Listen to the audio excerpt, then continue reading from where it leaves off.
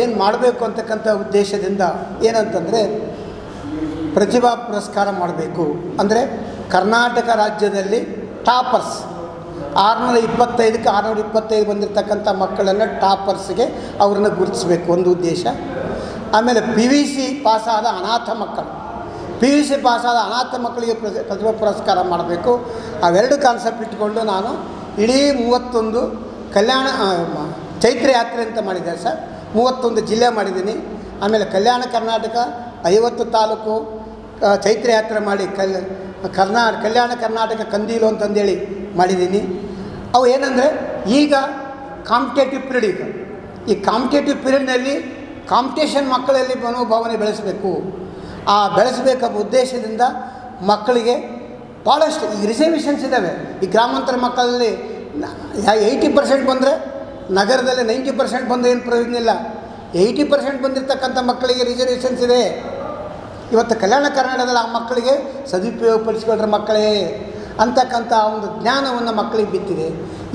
ಈಗ ಕಲ್ಯಾಣ ಕರ್ನಾಟಕದ ಅನೇಕ ಮಕ್ಕಳು ನೀಟ್ನಲ್ಲಿ ಪಾಸಾಗಿದ್ದಾರೆ, ಮೆಡಿಕಲ್ ತಗೊಂಡಿದ್ದಾರೆ, ಅಗ್ರಿಕಲ್ಚರಲ್ ಆಫೀಸರ್ ಆಗಿದ್ದಾರೆ, ಡೈರೆಕ್ಟ್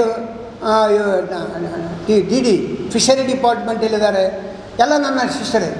ಎಷ್ಟು ಒಂದು ಅವರಿಗೆ ಮೀಸಲಾತಿ ಕಲ್ಪನೆ ಇರಲಿಲ್ಲ ಮಕ್ಕಳಿಗೆ, ಪಾಸಾಗಿಬಿಟ್ರೆ ಸಾಕು. ನಗರ ಮಕ್ಕಳಿಗೆ ಗ್ರಾಮಾಂತರ ಮಕ್ಕಳಿಗೆ ವ್ಯತ್ಯಾಸ ಇಷ್ಟೇ.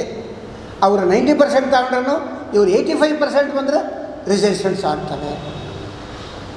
ಆ ಒಂದು ಉದ್ದೇಶದಿಂದ ಮಕ್ಕಳಿಗೆ ಪ್ರತಿಸ್ಪರ್ಧೆ ಅಂದರೆ ಚಾಲೆಂಜಿಂಗ್ ಕಾಂಪಿಟೇಟಿವ್ ಮೈಂಡು ಬೆಳೆಸ್ಬೇಕೆಂಬ ಉದ್ದೇಶದಿಂದ ಮಾಡ್ತಾಯಿದ್ದೀನಿ ಸರ್.